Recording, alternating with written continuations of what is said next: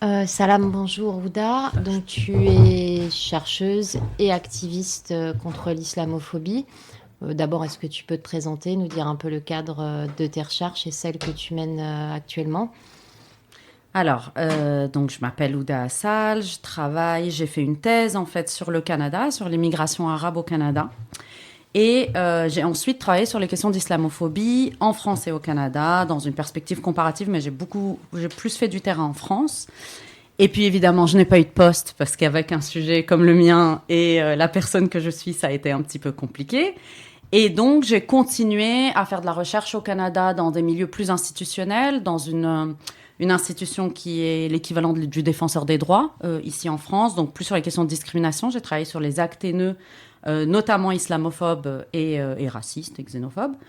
Et ensuite, je suis revenue en France en 2019. Et là, j'ai continué à faire des recherches. J'ai publié notamment un article sur la loi séparatisme qui est arrivé à ce moment-là, sur les questions de mesure et déni de l'islamophobie dans un ouvrage qui s'appelle Racisme de France de Omar Slaouti et le cours Grand Maison.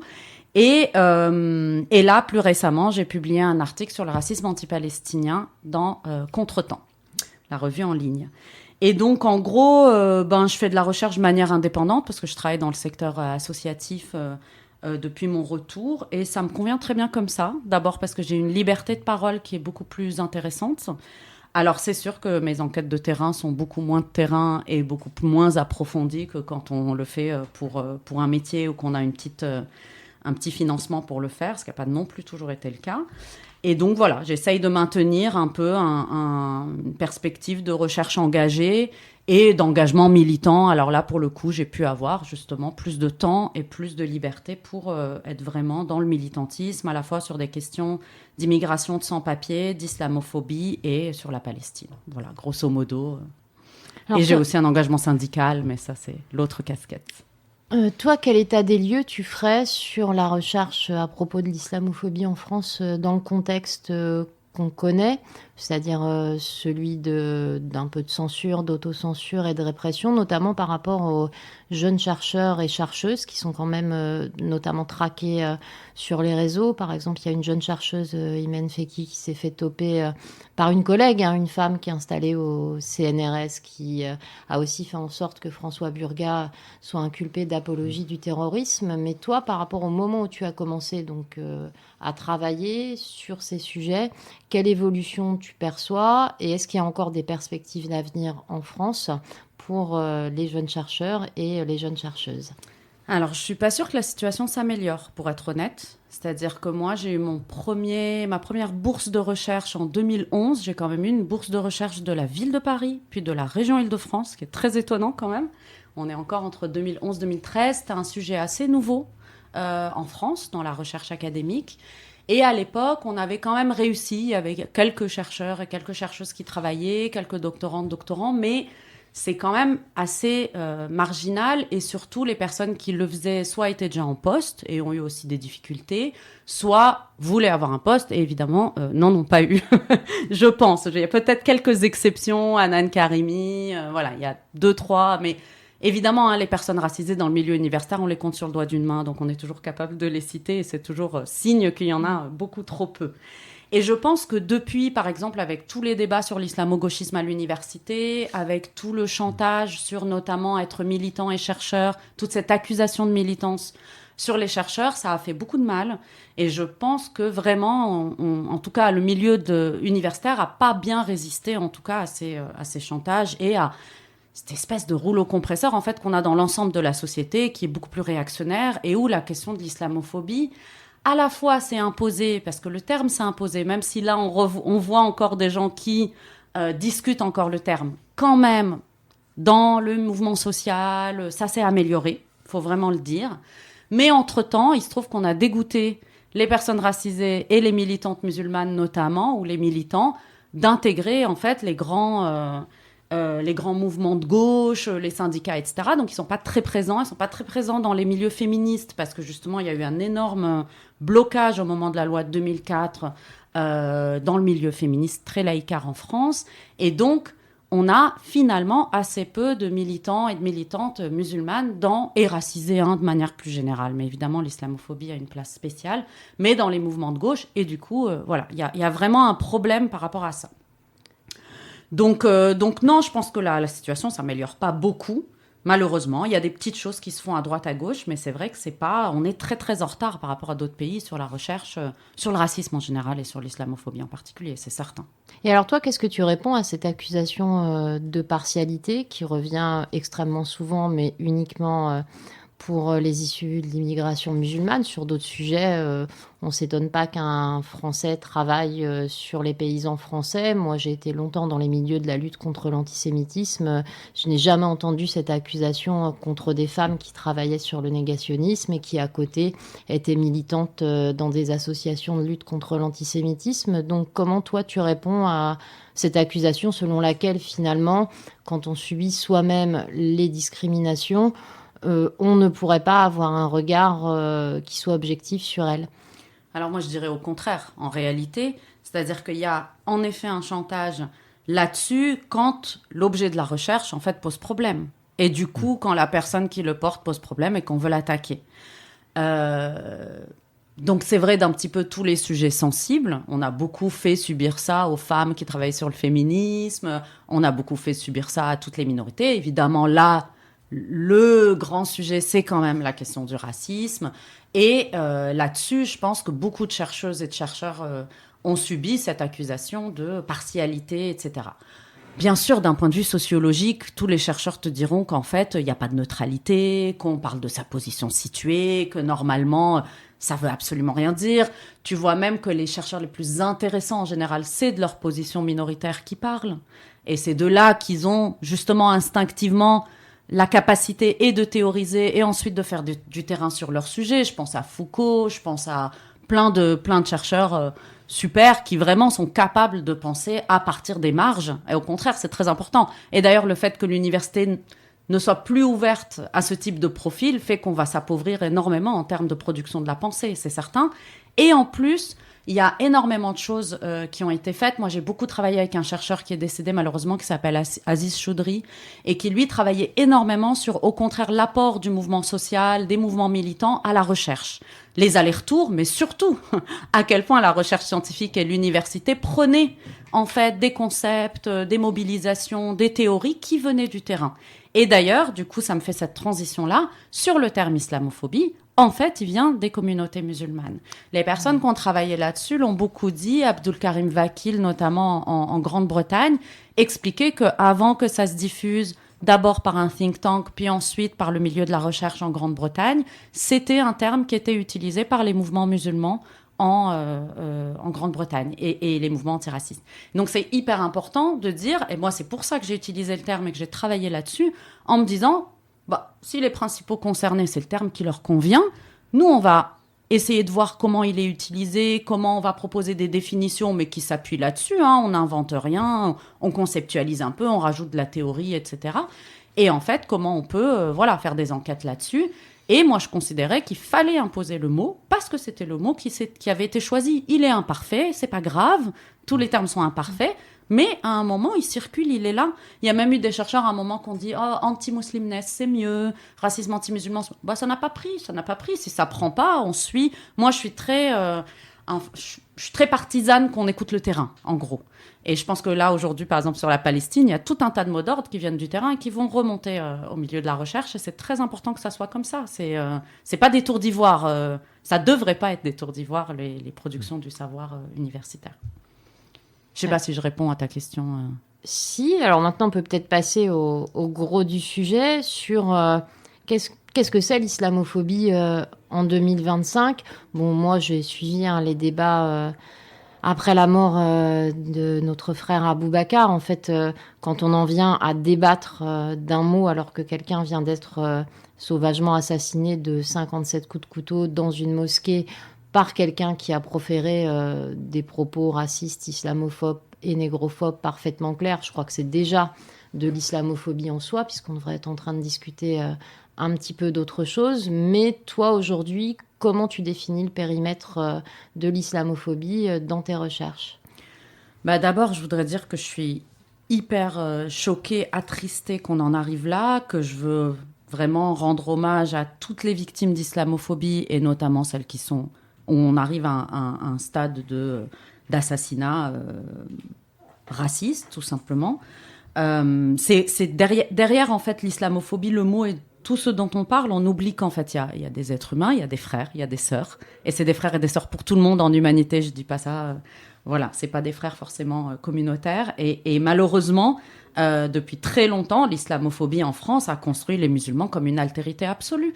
Donc c'est pas, peut-être ça n'a jamais été, en tout cas, des frères. C'est la même chose avec les étrangers, avec les Africains, avec la question du racisme, etc. Donc c'est pas...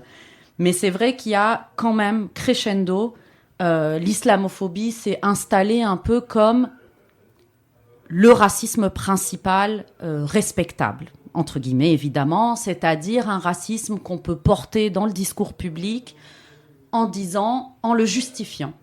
Et en disant, ben voilà, en fait, derrière les femmes voilées, il y a des intégristes, derrière les barbus, il y a des hommes sexistes, derrière les mosquées, il y a forcément un projet violent. Enfin, il y a tout un tas, mais c'est tellement énorme que c'est difficile à décrire. Enfin, quand on pense au début des travaux sur l'islamophobie, par exemple, l'ouvrage de Thomas Deltombe sur l'islamophobie dans les médias, lui, décrit jusqu'à 2005. Donc, en fait, il décrit avant 2005, et c'est déjà terrifiant sur comment les quartiers populaires sont devenus musulmans, comment les ouvriers sont devenus musulmans. C'est-à-dire qu'il y a une tentative de concentrer, en fait, toutes les formes de racisme qui existent en France déjà, qui sont des racismes de classe, de race, etc., plus importants, enfin, plus historiques. Et du coup, on attribue à tout le monde une espèce d'islamité. Et du coup, on met dans cette espèce d'énorme magma un peu toutes les populations non désirables en France sous le vocable d'islamophobie. Donc d'abord, je pense que la situation s'est énormément détériorée. Et c'est vraiment affligeant. Quand moi, j'ai commencé à travailler beaucoup, et tout le monde travaillait beaucoup, évidemment, sur la loi de 2004, puisque c'est un vrai moment de bascule. Alors, bien sûr, on a le 11 septembre 2001, qui est une bascule d'un point de vue international, et je vais y revenir, parce que je pense que c'est très important d'avoir la dimension internationale. Mais au niveau de la France, en 2003-2004, il y avait des débats. Il y avait des véritables débats sur oui ou non. Et tout au début, justement, la majorité des gens n'étaient pas pour une loi. Et donc, on a fait basculer l'opinion, et même avant, etc. Mais on a fait basculer l'opinion. Et dans le milieu de l'éducation, par exemple, c'est terrifiant ce que c'est devenu dans le milieu de l'éducation par rapport à ce que c'était, où il y avait des espèces d'accommodements qui se faisaient, des petites tensions, c'était assez marginal. Et comment c'est devenu aujourd'hui, on dirait, le problème principal de l'éducation nationale, c'est devenu les filles musulmanes. C'est quand même hallucinant quand on pense à ce qu'est l'école aujourd'hui et les difficultés de l'école sur tellement d'aspects. J'ai fait une digression trop longue, mais donc c'est clair que ça s'est beaucoup aggravé. Et donc, il y a plus vraiment... Les débats sont devenus très compliqués.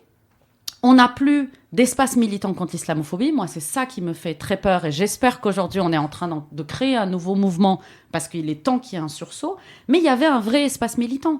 Il y avait des associations musulmanes, il y avait des associations de gauche qui étaient partie prenante. Moi, j'ai fait toute une enquête de terrain sur Maman Toutes Égales, qui était l'association qui s'était mobilisée sur l'interdiction des sorties scolaires pour les mamans qui portent un signe religieux. Et donc, à l'époque, il y avait plein d'organisations autour de la table qui étaient partie prenante. On a fait des forums sur l'islamophobie, etc. Je veux dire, l'aboutissement de 2019 de la grande manifestation, c'est l'aboutissement de un espace militant qui luttait. Il y avait plein d'orgas qui étaient partie prenante. Il y avait la LDH, il y avait des syndicats, il y avait le NPA, il y avait plein de gens qui ont évolué petit à petit, en bien ou en mal selon. Mais voilà. Aujourd'hui, on a perdu le CCIF, il faut quand même parler de ça. Je veux dire, la dissolution du CCIF, ça a été une catastrophe dans la lutte contre l'islamophobie en France, réellement. Et moi, j'avais beaucoup travaillé justement sur le CCIF, sur tout ce qu'il faisait à bas bruit. Parce que le CCIF, ce qu'il faisait, c'est énormément de médiation, énormément de témoignages. Et ils étaient arrivés à un stade où ils étaient genre 10 000, 12 000 au moment où ils ont été dissous. Je ne sais pas combien il y a d'associations en France qui ont autant d'adhérents. Ce qui est quand même très important pour une association de défense des droits des musulmans. Et il l'avait fait de manière très... Enfin, c'était très carré, en vrai, quand on le regarde de manière... vraiment, moi, j'avais lu les statistiques qu'ils faisaient, etc. Et puis, comme ils étaient devenus connus, les gens les appelaient. Donc, on avait des statistiques, on avait des chiffres. Alors, bien sûr, imparfaits, mais on avait quand même quelque chose. Aujourd'hui, ça, on l'a perdu. Donc, déjà, pour mesurer l'islamophobie, c'est devenu beaucoup plus compliqué. Et pour défendre, il y avait des avocats, donc il y avait des médiations, il y avait de la jurisprudence, ils allaient en cours, etc. Donc il y avait quand même tout cet aspect. Et donc, il n'y a plus le CCIF, il n'y a plus tout un tas d'organisations musulmanes dans des quartiers dont on n'entend pas toujours parler, qui sont dans différentes villes. Ça remonte pas, mais beaucoup d'organisations qui ont été dissoutes aussi, qui ont été interdites, ou qui ont été harcelées pour des trucs un peu débiles, une salle mal... Enfin, Oui, ça a été avant la loi séparatisme. Ils ont fermé des commerces, des librairies avec des motifs de sécurité. Ils l'assumaient avant la loi séparatisme. Je me souviens de Darmanin qui disait le problème, c'est que pour le moment, à part le harcèlement administratif sur d'autres lois, on va pas pouvoir utiliser grand-chose, et notamment le lycée MHS qui a été fermé sur des normes de sécurité. Et puis ensuite, la loi séparatisme leur a permis de dissoudre et de fermer avec un motif islamophobe. Oui, ouais, absolument, absolument. Et puis bien sûr, tout ce qui est venu après 2015, l'énorme vague de perquisitions, d'intimidation, tout ce qu'il y a eu de personnes qui ont été fichées parce qu'elles fréquentaient une mosquée où il y avait quelqu'un qui était parti en Syrie. Enfin, il y a toute la vague quand même de surveillance des mosquées autour de ces questions-là. Elles ont toujours été surveillées, les mosquées, évidemment. Mais quand même, je pense qu'il y a eu vraiment tout un travail de silenciation, de peur réelle contre la population musulmane. Et moi, j'ai souvent dit islamophobie, c'est pas bien comme terme parce que c'est pas vraiment la peur de l'islam. Mais en vrai, les musulmans et les musulmanes ont peur dans ce pays. La peur, elle est de ce côté-là. Elle est du côté de femmes qui se font agresser dans la rue. Et depuis toujours, je veux dire, on en parle aujourd'hui, mais quand on fait des enquêtes de terrain là-dessus, ou quand on lit des enquêtes qualitatives là-dessus, ou qu'on a des copines, évidemment, hein, bon, ça c'est après, chacun peut entendre des expériences. Alors, dans la gauche blanche, bien sûr, ils n'en entendent pas beaucoup des expériences, puisqu'il y a une réelle ségrégation, et comme moi, des femmes voilées dans les milieux, on en voit très très peu. Dans le milieu du travail, on en voit très peu. Enfin, je veux dire, on a fait une ségrégation réelle qui fait qu'on n'entend pas aussi ces témoignages. Mais quand on prend le temps, ou qu'on peut lire et entendre ces témoignages, moi, ça m'a toujours frappée de savoir, et je l'observe depuis dans le métro tout le temps, qu'une femme voilée ne s'approche pas de la rail... des rails du métro au cas où. C'est quand même hallucinant. Enfin, juste cette idée-là, pour moi, résume tout. C'est-à-dire qu'il y a une peur de l'agression qui est constante. Un peu comme les femmes ont peur la nuit, à minuit, dans un endroit mal famé. Oui, mais enfin, quand même, se balader, enfin, juste être soi et sortir et se demander ce qui peut arriver, c'est quand même un vrai souci. Et il y a des régions pires que d'autres, hein. Il y a des quartiers pires que d'autres. Enfin, pour certaines personnes, c'est pire qu'ailleurs. Si certaines ont un sentiment de sécurité plus important, c'est aussi qu'il y a des endroits un tout petit peu plus safe que d'autres. Alors justement, on parle de la peur au quotidien, mais il y a un autre élément que tu as brièvement évoqué, sur lequel je voudrais qu'on revienne. Moi, j'ai eu l'impression, à partir de 2015, mais encore plus au moment de la loi séparatisme, des dissolutions d'une brutalité inouïe, et puis ensuite tout ce qui a suivi, c'est-à-dire en 2015, il y a eu une période de perquisition, et puis là, les perquisitions, aujourd'hui, c'est devenu la norme, les assignations à résidence également, les dissolutions se sont étendues bien au-delà de la communauté, et à ce moment-là, enfin bon, peut-être que c'est générationnel, mais moi, d'un coup, je me suis rappelé du 11 septembre, de la dimension internationale, de la guerre contre la terreur, qui est un narratif qui est très développé chez les musulmans au Royaume-Uni. Enfin, moi, je travaille avec Cage, qui a été fondé par des gens qui se sont intéressés à ce qui se passait dans Guantanamo au moment où Guantanamo s'est ouvert. Mais justement, est-ce qu'aujourd'hui, on n'est pas principalement dans un renouveau du logiciel de la guerre contre le terrorisme à l'échelle internationale, dans lequel tout simplement la France prend toute sa part, mais pas toute seule? Alors absolument, merci beaucoup pour cette dimension, parce que je trouve que c'est la dimension dont on parle le moins. Et c'est vrai que moi, j'ai tendance à revenir très souvent sur... Bon, bien sûr, l'islamophobie est un racisme. Première définition de base. Il faut qu'on parte là-dessus. C'est une des formes du racisme. Il y en a plein d'autres. La négrophobie, voilà, le racisme contre différentes communautés, etc.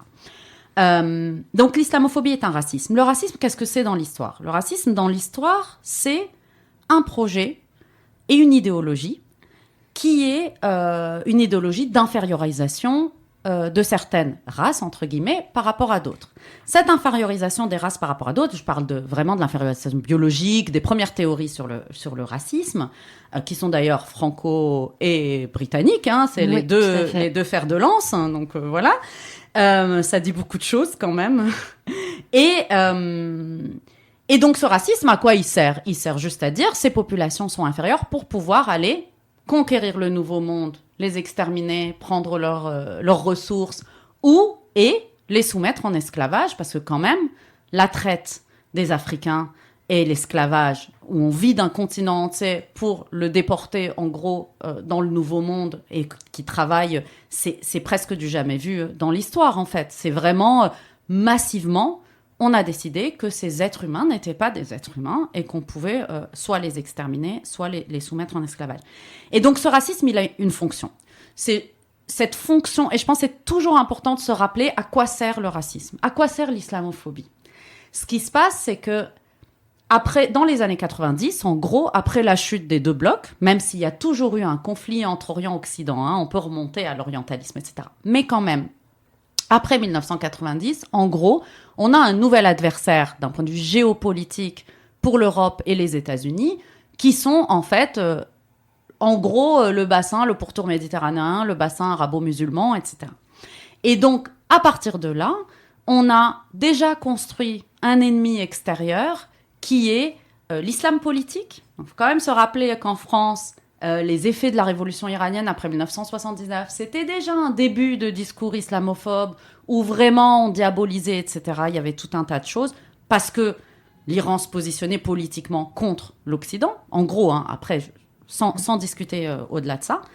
Ensuite, bien sûr, il y a eu l'Algérie. L'Algérie, c'est toujours très important en France et c'est très, très spécifique pour la France. Là, les États-Unis s'en fichent, mais point de vue français, quand même, les années noires, les années 90, etc., c'est quand même, ça a eu un effet énorme en France en importation d'une forme d'islamophobie qui part en fait d'agression contre l'islam politique, l'islamisme, et qui ensuite se transforme en islamophobie ici contre les populations musulmanes plus généralement.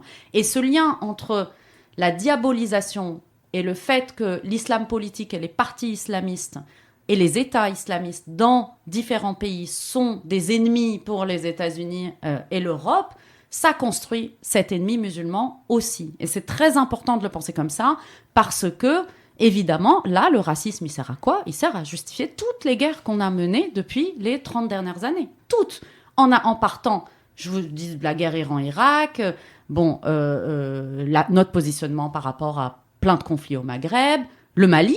Mine de rien, le Mali, c'était pas rien. Et l'islamophobie, ça touche l'Afrique aussi. Hein. Attention, l'islamophobie, c'est vraiment large, hein, ça va très loin. Évidemment, la Palestine, on y reviendra. Il y a eu quoi? Il y a eu la Syrie, il y a eu l'Afghanistan, bien sûr, j'oublie l'Afghanistan, et on vieillit, hein, parce qu'avant, on les avait. L'Irak, évidemment, c'était énorme.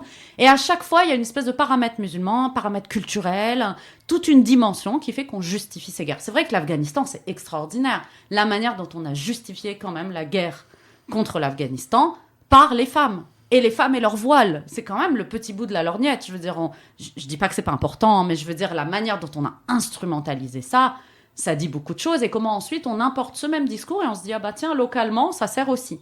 Et donc je pense que ça, c'est hyper important. C'est hyper important sur la question palestinienne aujourd'hui. Même si on n'a pas besoin de l'islamophobie pour soutenir Israël, on s'en sert quand même beaucoup. Et les sionistes s'en sont servis aussi beaucoup. Les sionistes jouent un rôle très important dans le développement de l'islamophobie du point de vue international. Ça, c'est des réseaux qui se sont qui ont beaucoup communiqué. Il y a eu des circulations vraiment très importantes sur la construction du terrorisme, de la guerre contre la terreur et la construction de toutes les oppositions comme étant islamistes, terroristes, etc. Donc voilà, je dis pas. Après, on peut avoir des discussions réelles sur chacun de ces partis, etc. Je dis pas tout, mais en tout cas, la fonctionnalité, c'est de tout aplanir. Tout le monde est terroriste, tous nos adversaires le sont, et c'est pas nouveau. Enfin, là aussi dans l'histoire, voilà. Toi qui as travaillé ailleurs, on peut peut-être aussi parler de ça, du problème. Parce qu'a priori, le racisme, les autres racismes, on va dire, on les identifiait plutôt au bord droit et extrême droite de l'échiquier politique. La spécificité de l'islamophobie, c'est qu'elle traverse tout le champ politique et même les partis de gauche radicale, et commence tôt, puisque le PCF et le PS, c'est quand même dès 82 la répression des grèves chez Talbot.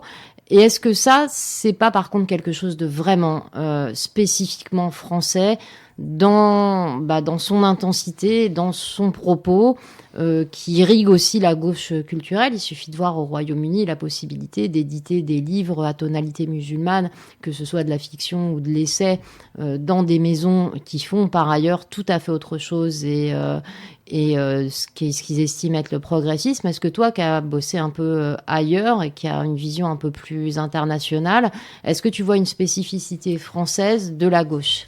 Alors, oui, et ça, il peut y avoir des effets comme ça ailleurs aussi. Donc, je pense que quand on fait de la comparaison d'un pays à un autre, faut maîtriser. J'avoue que, par exemple, sur la Grande-Bretagne, je maîtrise moins. Mais de toute façon, le mouvement antiraciste en Angleterre est beaucoup plus développé pour des tas de raisons structurelles. Aussi parce que les immigrés ont pu s'organiser mieux et avant que les Français, parce qu'en France, les étrangers ne pouvaient pas avoir des lois, des associations loi 1901 pendant longtemps, parce que c'était des ouvriers majoritairement, donc il y a toute la question de la classe donc ça a été plutôt la question syndicale, etc., qui était posée. Ensuite, il y a eu tout un tas de répressions. Il y a la dimension de l'Algérie qui, je pense, a joué un rôle assez important. Enfin, il y a quand même beaucoup de choses qui structurellement expliquent qu'on a un mouvement antiraciste en France qui a eu beaucoup, beaucoup de mal à évoluer, à se renforcer, et notamment par de la récupération par le Parti socialiste, de la marche pour l'égalité. Si je peux en profiter pour dire beaucoup de mal d'SOS Racisme ici, je n'en peux plus. Allons-y. C'est quand même extraordinaire à quel point les jeunes aujourd'hui ne connaissent pas et ne savent pas qu'ils s'embarquent avec des mains jaunes dans les manifestations. Non, mais sérieusement, c'est très difficile pour notre génération de voir ça et de se dire, mais vous n'êtes pas au courant. Et moi, ça m'arrive de parler à des gens en manif en disant, vous savez ce qu'est SOS Racisme? SOS Racisme, c'est quand même la récupération par le Parti socialiste d'un mouvement de terrain extraordinaire qui était la marche pour l'égalité et d'une récupération qui était complètement, et politiquement, et idéologiquement, et surtout qui a complètement vidé de son sens cet énorme mouvement social qui a complètement, qui a malheureusement, s'est beaucoup affaibli ensuite. Donc j'avoue que voir ressurgir SOS Racisme aujourd'hui, alors qu'il porte une responsabilité énorme dans la faiblesse du mouvement antiraciste aujourd'hui en France, en tout cas dans son affaiblissement par l'État et notamment par le Parti socialiste, j'avoue que c'est assez difficile. Donc j'ai oublié ta question. Ah oui, la spécificité de la France. Donc oui, il y a une spécificité de la France sur la dimension très athée, la façon de voir la laïcité, etc. Mais je ne sais pas à quel point... oui, ça joue dans des constructions. Oui, ça joue parce que, du coup, les gens ont construit une espèce d'islamophobie respectable, ce que je disais tout à l'heure. C'est-à-dire que rejeter le voile, c'était audible, puisque c'est pour l'émancipation des femmes. Mais ça, il y a eu ce discours ailleurs, cela dit. Honnêtement, même si on accepte le fait religieux un peu mieux en Amérique du Nord, en Grande-Bretagne, etc., les discriminations sont quand même très présentes. Enfin, voilà, c'est pas non plus... Après, ce qu'on peut imaginer, c'est qu'il y aurait une classe moyenne qui aurait un peu plus pénétré les milieux de gauche, militants, dans d'autres pays qu'en France. Et c'est vrai qu'en France, c'est particulièrement problématique. Moi, en tout cas, ce que je constate, c'est vraiment ça. Et ça s'explique, c'est un peu ce qu'on disait sur la loi de 2003. Ce qui se passe à l'école est quand même très particulier en France. Et je pense que ça n'aide pas beaucoup à créer de la cohésion et ensuite à militer ensemble sur le terrain. Donc ça va être difficile, même si j'ai grand espoir que les générations... au moins celles qui se fréquentent, parce que je ne sais pas, l'école devient très ségrégée aussi, soient un peu différentes, parce qu'il y a quand même une évolution générationnelle de ce point de vue-là. Donc je ne sais pas, oui, c'est très spécifique à la France, le fait que la gauche joue un rôle très important dans la construction de l'islamophobie, bien sûr. Mais moi, je suis pour lui laisser une chance, et je pense qu'il y a quand même des évolutions dans beaucoup de partis, et de leur base, partie de leur base, parce que leur base, quand même, au bout d'un moment, a commencé à entendre. Et que les voix dissidentes commencent à se faire entendre quand même, malgré tout.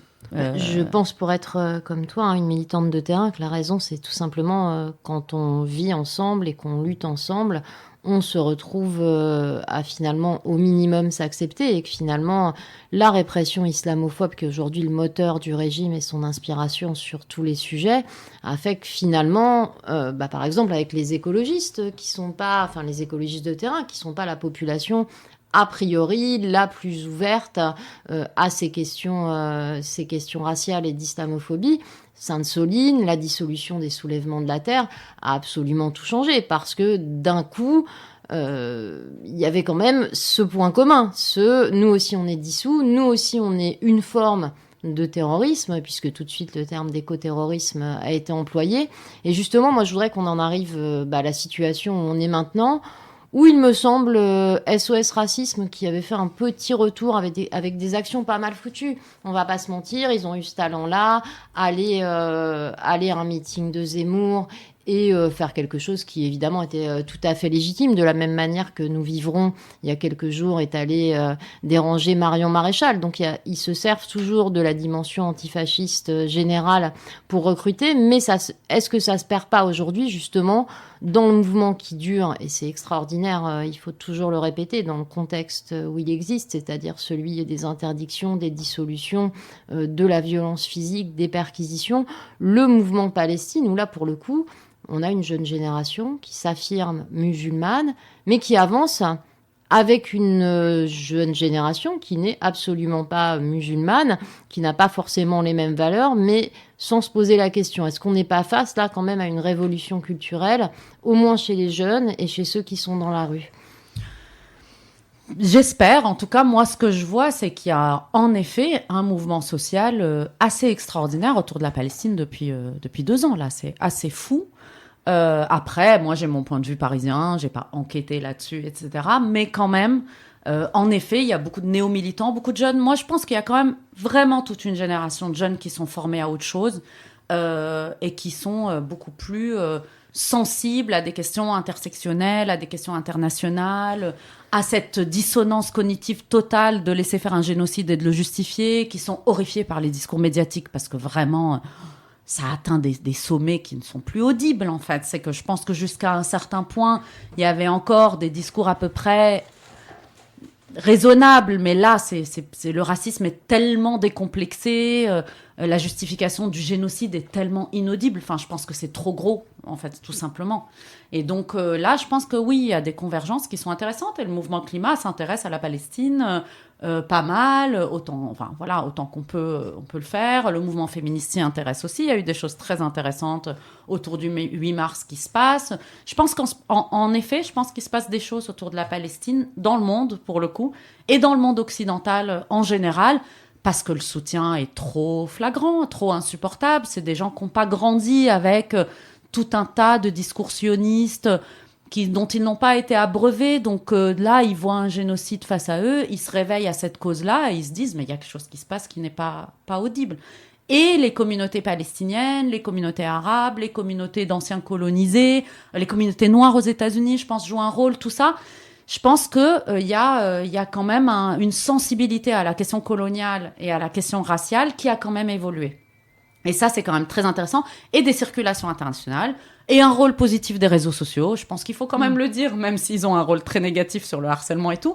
Quand même, sur documenter le génocide, ça a été extraordinaire. Heureusement qu'il y avait des réseaux sociaux. Enfin bon, moi, j'écoute d'autres médias dans d'autres langues, mais si on peut pas faire ça, heureusement qu'il y a des réseaux sociaux aussi. Heureusement, oui. Voilà. Et où on peut être on un peut peu s'informer. Parfois, oui, puis Exactement. parfois être dans des bulles un peu sécurisées par rapport à tout ce qui nous tombe et dessus. Et s'informer réellement, parce qu'on disait, oh, c'est du zapping, c'est pas bien les réseaux sociaux. Ouais, mais en fait, c'est peut-être mieux que le journal télévisé de n'importe quelle chaîne, d'ailleurs, y compris les chaînes dites publiques, quoi. Donc oui, je pense qu'il y a une nouvelle génération sur la Palestine pour plein de raisons, mais je pense que la sensibilité sur la colonialité, et puis je crois que les personnes racisées sentent, il me semble, que quand on laisse tuer des Palestiniens, en fait, c'est leurs enfants qu'on laisserait tuer. Enfin, je crois qu'il y a une identification que je ne comprends pas que les autres ne l'aient pas, pour être honnête, mais à minima,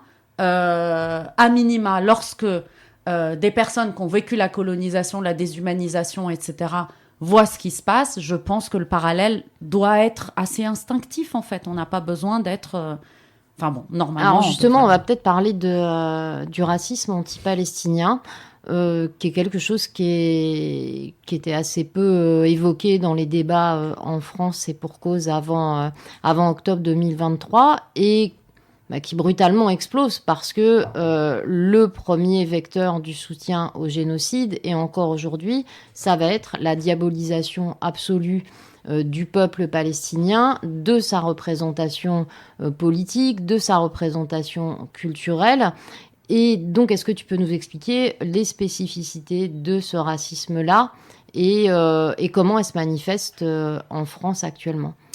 Alors pour le coup, c'est un concept qui a été développé avant le début du génocide là, en Amérique du Nord, notamment au Canada, et ensuite repris aux États-Unis, etc. En raison, parce que déjà, il y avait une répression très forte des voix palestiniennes et des voix en solidarité avec la Palestine dans plusieurs secteurs. Donc il y a des enquêtes qui ont été faites, etc. À la fois d'associations et un peu dans le milieu universitaire. Évidemment que ça explose aujourd'hui, tout simplement parce que la Palestine était invisibilisée et que tout l'objectif, c'était de normaliser Israël, de ne plus parler d'Israël, de dire qu'en fait, tout va bien, c'est une démocratie, etc. Donc déjà imposer le terme d'apartheid, la question du boycott, etc., c'était déjà très compliqué pour les militants avant 2023. Et donc là, surgit sur le devant de la scène, même si les médias continuent à essayer de l'invisibiliser et le minimisent énormément, quand même, ça explose à la figure de tout le monde qu'on est en train d'assister à un génocide en direct. Et donc, évidemment, pour justifier ce génocide, pour justifier qu'on ne fait rien, qu'on est complice, et je dis on pour dire les gouvernements, évidemment, les États, ou les partis, ou les intellectuels, ou toutes les personnes qui sont complices, pour le justifier, quand on ne peut pas l'invisibiliser et le mettre sous le tapis complètement, il faut inventer tout un tas de procédés et de discours. Et on puise là dans des vieux poncifs anti-palestiniens d'avant. Alors, pour revenir un peu historiquement, donc, le racisme anti-palestinien, pour moi, il est spécifique, mais il s'inscrit évidemment dans la continuité à la fois de l'orientalisme, du racisme anti-arabe et de l'islamophobie. Donc, l'orientalisme, c'est intéressant parce que c'est vraiment un racisme colonial.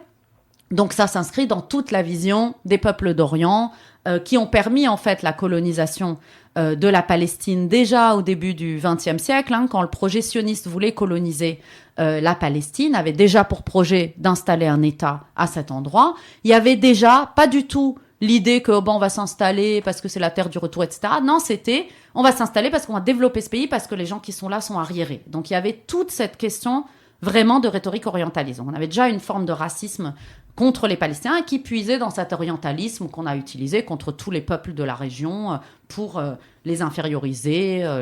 Bon, là, je renvoie à Edouard Saïd, évidemment. Ensuite, racisme anti-arabe. Bon, là, c'est plus contemporain. On voit ça, que ce soit dans les films d'Hollywood. On voit ça, bien sûr, lié à l'Algérie, mais à la colonialité en général, etc. Il y a eu un racisme anti-arabe très important pendant longtemps, évidemment, partout. Et il existe encore, évidemment. Et puis arrive l'islamophobie.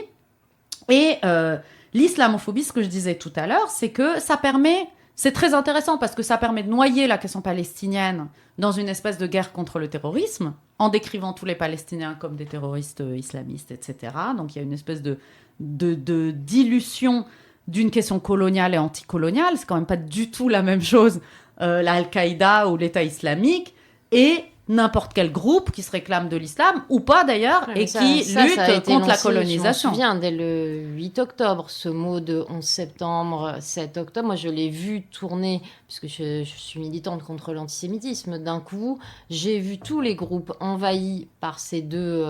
cette juxtaposition de date, et quoi qu'on pense du 11 septembre, de ce qui s'est passé en Afghanistan, effectivement, on se dit rien à voir, mais il y a vraiment eu une propagande organisée, et qui a pris dans la communauté juive et chez les Français de souche, entre guillemets, c'est la même chose, c'est exactement pareil, ils veulent juste nous tuer pour une raison inconnue, totalement inconnue. Le Bataclan. Le Bataclan, oui, c'est vrai. En référence à la rave, aux frontières de Gaza. Mais oui, absolument. Et donc en gros, cette guerre contre le terrorisme, cette rhétorique-là a servi, évidemment, à diaboliser la lutte du peuple palestinien, on va le dire comme ça. Et d'ailleurs, dans ce magma vont se retrouver le FPLP aussi, les communistes et tout ça. Donc, de toute façon, le racisme en général, c'est toujours un grand flou, qui n'est pas... le but, c'est pas d'être très précis dans le racisme en général pour créer des catégories. Plus elles sont floues, mieux c'est pour les racistes, évidemment. Et donc voilà, l'islamophobie, ça permet cette ambiance-là. Sauf que, quand même, bien avant même le développement de l'islamophobie, d'un point de vue international, ce qu'on disait sur après 2001, etc., la question palestinienne, elle existe. Les Palestiniens ont toujours été considérés comme des terroristes. Avant, on s'en fichait de leur religion. D'ailleurs, moi, j'ai travaillé au Canada sur la répression des voix palestiniennes dans les années 50, 60, 70. Personne parlait de leur religion. Hein. Ils étaient juste terroristes parce qu'ils soutenaient la cause palestinienne. Donc, et c'est pareil en France, évidemment. Et donc, il y a une spécificité quand même du racisme anti-palestinien comme un racisme de colonisé, enfin, de lutte comme un racisme colonial anti-indigène. J'utilise le terme indigène, je pourrais utiliser anti-autochtone. Si on reprend un peu les terminologies canadiennes, c'est vraiment la question de contre les populations de cette terre qu'on infériorise pour justifier ce que je disais au début sur le racisme, pour justifier leur remplacement en fait, leur extermination, leur déportation, leur disparition en gros pour pouvoir occuper cette terre. C'est une colonie de peuplement, hein, Israël. Et du coup, voilà, il y a une première spécificité qui est la spécificité anti-indigène. C'est pas tout à fait la même chose dans les autres formes de racisme, en tout cas actuelles. C'est une colonie qui est en cours. C'est pas une post-colonie. Enfin, je sais pas dire, c'est pas un État indépendant qui est en post. Enfin, c'est pas du racisme post-colonial. Donc voilà. Et puis, notamment dans la spécificité du racisme anti-palestinien, il y a le négationnisme historique, c'est quand même très important, et notamment le négationnisme principal qui est celui de la Nakba. Donc de l'expulsion et des massacres de 700 à 800 000 Palestiniens indigènes de leurs terres et qui sont devenus des réfugiés, qui sont aujourd'hui des millions, et à qui on refuse bien sûr le retour, puisqu'évidemment, on les a remplacés entre-temps, donc ils ne peuvent pas revenir. Donc il y a cette question-là. C'est très important, l'effacement et l'invisibilisation dans le racisme anti-palestinien. Et ce qui est aussi un peu différent de l'islamophobie. L'islamophobie, ici, c'est vraiment le fantasme de la submersion. C'est le fantasme du grand remplacement. C'est le fantasme de la survisibilité. On les voit trop, on les entend trop, on ne veut pas qu'ils soient là, etc. Le racisme anti-palestinien, c'est la volonté de leur disparition. Et c'est de dire qu'ils ne sont pas assez. Au contraire, c'est leur invisibilisation. D'ailleurs, les Israéliens parlent d'Arabes israéliens. Ils ne parlent jamais de Palestiniens. Pour eux, il faut détruire l'identité, l'existence, la réalité, la culture, les arbres, tout, palestiniens. Donc évidemment, on a vraiment une volonté d'effacement, et ça, je pense, c'est très spécifique dans cette forme de racisme anti-indigène et tout ça. Et donc, l'autre chose, évidemment, c'est le miroir avec l'antisémitisme. Et ça, c'est intéressant parce que les sionistes ont joué là-dessus depuis le début. C'est-à-dire que depuis le début de la colonisation de la Palestine, il y avait déjà cette accusation d'antisémitisme contre les Palestiniens, qui est complètement ahistorique, anachronique, enfin qui n'est pas, enfin voilà, qui n'a pas de réalité historique, puisque vraiment l'antisémitisme, on connaît son histoire, tu le connais mieux que moi. Mais tout de suite, il y a eu cette inversion, et c'est pour ça que c'est si difficile aujourd'hui de parler de racisme anti-palestinien, puisque toute la construction, c'est de construire les Palestiniens comme des antisémites. Donc évidemment, l'accusation elle-même d'antisémitisme sur les Palestiniens, ce qui est complètement... Enfin, je veux dire, c'est comme si on parlait de racisme anti-blanc lorsque les Noirs en Afrique du Sud demandaient l'égalité et luttaient contre l'apartheid. Et du coup, ça m'amène à cette dernière chose, c'est que le racisme anti-palestinien, c'est un racisme contagieux. C'est-à-dire que ça ne vise pas que les Palestiniens. Et c'est là qu'il y a une espèce de spécificité, parce que pour moi, c'est vraiment... on pourrait dire que l'islamo-gauchisme, c'est un peu ça. Hein, c'est quand on accuse d'accointance avec l'islam, l'islamisme, etc., des gens qui sont de gauche, blancs, etc. Mais quand même, ça a une dimension beaucoup plus forte, évidemment, puisque la répression est telle, là, en ce moment, évidemment. On a la dissolution des voix palestiniennes avec la dissolution programmée d'Urgence Palestine. On a un harcèlement inimaginable contre quelqu'un comme Rima Hassan. Je trouve ça hallucinant. Enfin, c'est presque un exemple type, j'ai envie de dire, d'effacement identitaire, de harcèlement, etc., de racisme très, très fort. Mais ce racisme, il est contagieux. Ça veut dire que tous les alliés de la cause sont un peu contaminés. Ils sont contaminés parce qu'ils soutiennent la cause palestinienne. Voilà, François Burga, on peut en citer tout un tas qui ont été quand même réprimés, etc. Alors évidemment, c'est toujours pire quand on est racisé, puisqu'on cumule et tout, mais... Il y a quand même un vrai... et pour revenir aux enquêtes qui ont été faites justement aux États-Unis et au Canada, ils parlent d'un chilling effect. Ça veut dire une espèce d'effet de paralysie et d'intimidation qui se met en place envers tout le monde. Et il y a eu là-bas, le fait, on a documenté, et ça existe en France, hein, des gens qui ont perdu leur poste, plusieurs affaires de personnes blanches qui ont parlé sur la Palestine et qui ont été, qui ont subi des représailles professionnellement, etc., dans les médias, qui ont été accusés d'antisémitisme, qui ont été accusés de terrorisme, etc. Et donc, on a quand même un racisme qui, finalement, va un peu, se répandre très fortement, plus largement que la communauté palestinienne elle-même. Et ça, je trouve que c'est intéressant de le rappeler, c'est que le racisme anti-palestinien, il vise les individus, palestiniens et palestiniennes. Ils visent le peuple. Donc, vraiment, c'est un racisme contre l'existence même d'un peuple et son droit à l'existence, son droit à la terre, etc. Et ils visent la cause elle-même. Donc, c'est une espèce de racisme qui vise la défense d'une cause politique qu'on va diaboliser, criminaliser, etc. Et pour faire tout ça, il faut vraiment une dose de tout ce qu'on a dit tout à l'heure, d'effacement, de silenciation, d'inversion accusatoire, tout un tas de stéréotypes. Enfin, vous demandez à n'importe quel Palestinien ou Palestinienne, vous demandez à n'importe quelle personne qui milite pour la Palestine, sa terreur, c'est d'être accusé d'antisémitisme. En ce moment, beaucoup de jeunes musulmans et musulmanes, ça a même fait l'objet d'un ouvrage, s'en vont. Toi, tu as connu le Canada. Beaucoup de jeunes musulmans partent aujourd'hui au Canada. Est-ce qu'on a un espoir ? Il fait froid, mais on peut se réfugier là-bas et ça sera mieux ? Ou non, il faut combattre ici de toute façon ? Moi, je dirais toujours qu'il faut combattre là où on est. Je pense qu'après, je ne jette pas la pierre aux gens qui partent, évidemment. Et moi, je suis partie pour plein de raisons personnelles à un moment donné. Mais non, je pense que ce n'est pas une solution. C'est toujours des solutions individuelles. En fait, le problème, et là aussi, moi, je suis très, très sensible au fait qu'il faut qu'on fasse attention au discours très individualiste qui se développe. Je les comprends. Bien sûr que le racisme, c'est un trauma sur la santé mentale. Bien sûr que le racisme, ça brise des trajectoires. Bien sûr que le racisme, ça appauvrit. Le racisme, ça peut tuer. Le racisme, c'est pas un épiphénomène. Je veux dire, c'est quelque chose qui, dans la vie individuelle des personnes, peut être traumatique, peut être... il faut avoir le maximum de ressources et on n'est pas tous égaux là-dessus, etc., pour le combattre. Le truc, c'est un peu toujours sur les migrations, c'est que ceux qui partent, c'est plutôt ceux qui ont des ressources pour se défendre, mais qui veulent une vie meilleure pour eux, pour leurs enfants, c'est normal, on jette jamais la pierre aux émigrants, etc., évidemment. Maintenant, ce qu'ils trouvent en général ailleurs, c'est une meilleure situation socio-économique, etc. Cela étant dit, la montée du fascisme, le racisme global, ceux qui sont partis aux États-Unis, je suis pas sûre qu'aujourd'hui ils trouvent que c'était une bonne idée, mais enfin ils vont revenir dans 2 ans. On aura peut-être le RN. C'est pareil, je sais pour pas la s'il Belgique. Y a une échappatoire. Voilà, exactement. Ça, ouais.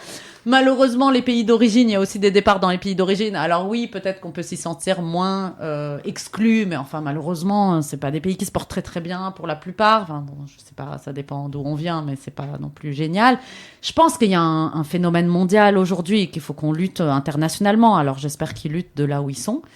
Mais oui, c'est très terrifiant pour la France de perdre, en fait, ses classes moyennes et ses cerveaux, parce que c'est ces gens-là qui s'en vont, en vrai. Et c'est très triste. Et c'est très triste qu'au lieu de faire du collectif et de rentrer dans la militance, tout un tas de personnes sont obligées de créer leur propre entreprise ou de faire tout un tas de choses. Mais tout ça, je pense qu'il y a d'une part les solutions individuelles, et c'est normal que les gens fassent les solutions individuelles et qu'on parle de nos problèmes individuels et de nos identités et de nos traumas, etc. Mais je pense qu'il faut jamais qu'on oublie la question structurelle et la question systémique. C'est-à-dire que dans des pays comme les États-Unis et le Canada, il y a des élites racisées. Ils ont mis en place des élites racisées pour tout un tas de raisons socio-économiques. Donc individuellement, quand on est d'un certain profil, etc., on va se heurter au racisme. Hein. Moi, je l'ai vécu dans le milieu du travail et ailleurs. On se heurte quand même au racisme. Parce que par ailleurs, le Canada et les États-Unis sont des colonies de peuplement inimaginable pour les autochtones de chez eux et ensuite pour les personnes immigrantes qui sont arrivées avec des politiques raciales terribles. Donc c'est quand même une histoire, sans parler évidemment de l'esclavage, etc. Donc c'est pas non plus des Eldorado, hein. Mais et il y a c'est encore présent, hein. Aujourd'hui, c'est pas fini. Il y a encore des causes et des questions qui se posent là-dessus. Mais évidemment, comme c'est des pays libéraux et comme le capitalisme est roi, évidemment, si vous êtes très compétent et très expert, vous pouvez mieux réussir individuellement. Mais structurellement, institutionnellement, les Noirs aux États-Unis, les personnes racisées, les Latinos, les musulmans, etc., en fait, structurellement, sont encore en bas de l'échelle.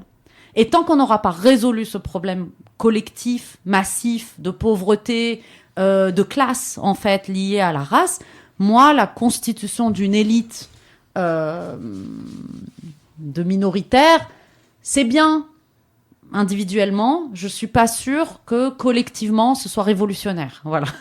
Donc d'un point de vue vraiment de changement et de transformation sociale, il faut qu'on aille au-delà de nos individualités.